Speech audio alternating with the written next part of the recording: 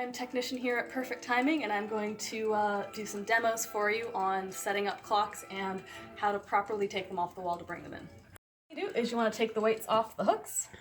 Make sure it's wound up all the way to the top so that the bottom of the hook is rested in the holes. I don't know if you want to show them that. I'm going to take these off. So all three. And then the next, you take the pendulum off the hanger there. And then typically what you want to do is you want to grab the chains and loop them around the fascia so they don't get tangled. That just keeps everything from falling off the gears inside. Once you've done that, it's safe to now take it off the wall, take the little headpiece off, bring it into the store. Make sure you don't forget your weights and your pendulum. Ready to set up your Cuckoo clock? You want to choose a location on the wall that's not near any doors or windows. And with the Cuckoo clock, you want to make sure there's no vents or any kind of airflow. It's a very light wooden pendulum that's completely exposed, so any kind of wind flow will affect it. You also want to make sure you've got a pan head screw, something that's going to hold it nice and flush to the wall. That, of course, fits in the hole. It's not going to work if it won't fit in the hole. So once you've got your screws set, you want to put the Cuckoo clock up on the wall, and you want to make sure that screw holds it nice and snug.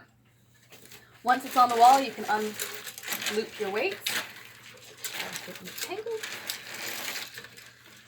And then you can hang your pendulum on that little hanger.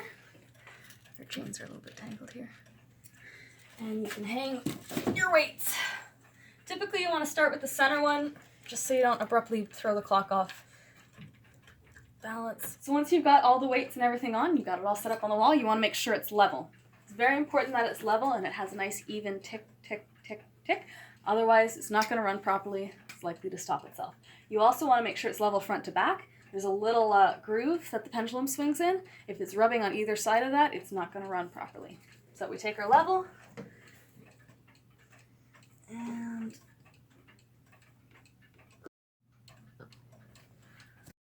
so once you've got it leveled on the wall, you want to set the time. I do want to show one thing on this clock first. It also has a shutoff for the Cuckoo. So if you just push that lever down all the way, Cuckoo won't chime anymore.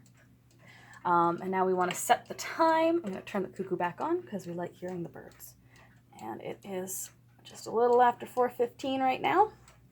There you go. Your clock is pretty much ready to go.